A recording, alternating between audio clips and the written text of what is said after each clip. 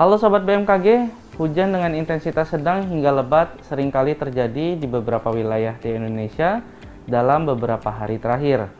Hujan dengan intensitas lebat tersebut dapat berasal dari kumpulan awan-awan hujan yang dikenal sebagai sistem konvektif skala meso atau Mesoscale Convective System yang disingkat dengan MCS.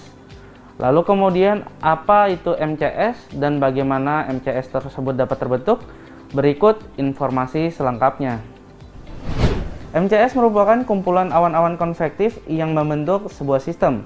Suhu puncak awan pada sistem ini dapat mencapai kurang dari minus 32 derajat Celcius, serta cakupan spasial antara 100 sampai dengan 500 km untuk MCS yang berbentuk bulat, dan dapat mencapai 200 hingga 900 km untuk yang berbentuk oval. Orientasi bentuk MCS tersebut dipengaruhi oleh kekuatan angin pada lapisan menengah dan juga pada lapisan atas atmosfer. Awan badai MCS kerap kali terjadi di berbagai belahan dunia, termasuk di wilayah tropis seperti di Indonesia.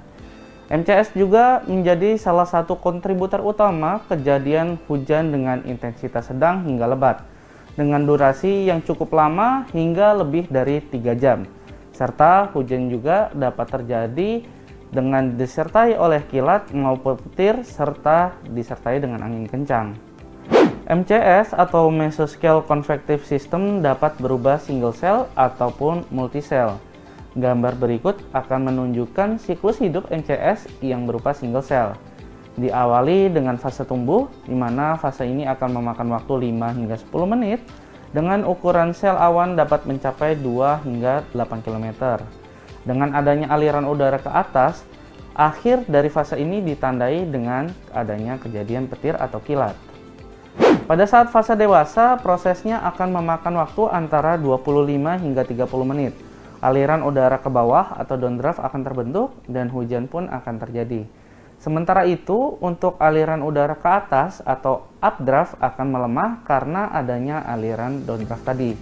Aliran downdraft inilah yang menjadi salah satu faktor pengangkat massa udara selanjutnya untuk membentuk sel awan yang baru, tentunya di area yang tercakupi oleh awan dengan fase matang ini.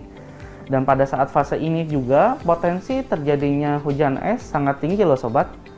Lalu kemudian pada saat fase punah, aliran updraft sepenuhnya punah, dan hujan yang terbentuk pada saat ini juga terjadi dengan intensitas ringan hingga sedang saja. Pada Mesoscale Convective System atau MCS multisel, setiap sel awan akan menghasilkan hembusan angin atau wind gas ke bawah yang menjadi daya angkat massa udara untuk membentuk sel-sel awan yang baru, yang umumnya akan terbentuk di sisi depan dari arah pergerakan sistem ini.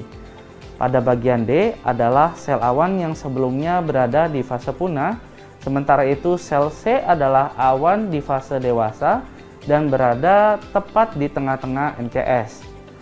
B adalah sel awan baru yang masuk pada fase pertumbuhan awan. Sementara itu pada bagian E adalah cikal bakal awan konvektif yang baru. Nah, pada perkembangan sel-sel awan baru ini dapat lebih cepat dibandingkan pertumbuhan sel induknya.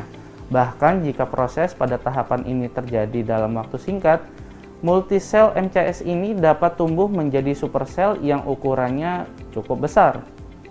Nah sobat, berikut merupakan beberapa faktor yang dapat memicu terbentuknya Mesoscale Convective System atau MCS. Yang pertama adalah adanya pemanasan di permukaan yang cukup intensif yang terjadi pada pagi dan juga siang hari. Pertumbuhan MCS yang dipicu karena faktor ini umumnya terjadi di sore hingga malam hari, di daratan atau di sekitar wilayah bertopografi pegunungan. Lalu kemudian yang kedua adalah pola sirkulasi siklonik yang dapat menginduksi adanya pertemuan angin atau konvergensi di wilayah sekitarnya. Konvergensi tersebut dapat mengakibatkan pada pengangkatan massa udara serta peningkatan beda angin antar lapisan atau wind shear yang dapat mendukung terjadinya proses konvektif dan terbentuknya awan hujan dalam durasi yang cukup lama. Termasuk di beberapa hari terakhir ini, BMKG mengamati adanya sirkulasi kembar atau twin vortex yang teramati di Samudra Hindia sebelah barat Sumatera. Pola angin seperti ini bertahan cukup lama dan mendukung terjadinya pembentukan awan badai MCS di beberapa wilayah seperti di sebagian besar Sumatera, pesisir barat dan juga selatan Kalimantan, Laut Jawa bagian barat, serta Jawa bagian barat dan juga tengah. Hal tersebut juga turut berkontribusi terhadap peningkatan potensi hujan dengan intensitas sedang hingga lebat di wilayah-wilayah tersebut.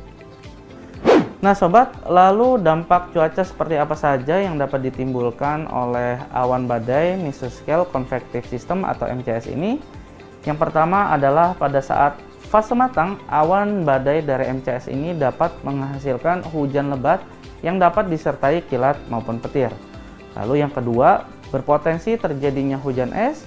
Yang ketiga, terjadi penurunan suhu udara di area sekitar MCS akibat dari aliran udara ke bawah atau downdraft. Lalu yang keempat, adanya angin kencang atau angin puting beliung di sekitar area MCS. Yang kelima, terbentuk kabut untuk wilayah-wilayah pesisir pantai. Lalu yang keenam adalah turbulensi kuat karena adanya aliran udara updraft dan juga downdraft.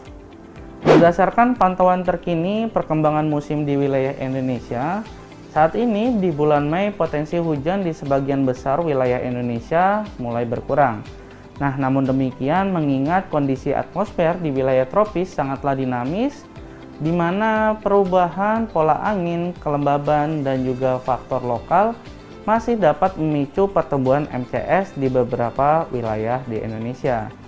Kami harap informasi ini dapat bermanfaat bagi sobat sekalian dan kami tetap menghimbau sobat untuk mengupdate informasi terkait dengan cuaca, iklim, kualitas udara, serta gempa bumi melalui laman web www.bmkg.go.id. Serta sobat juga dapat menghubungi call center kami di 196. Jangan lupa pula untuk mengikuti akun media sosial kami di @infobmkg dan juga mendownload aplikasi Info BMKG yang telah tersedia di App Store maupun Play Store. Mari bersama kita kenali cuaca dan lingkungan agar terhindar dari bencana hidrometeorologi. Saya Gumilang Deranadian, salam sehat dan sampai jumpa.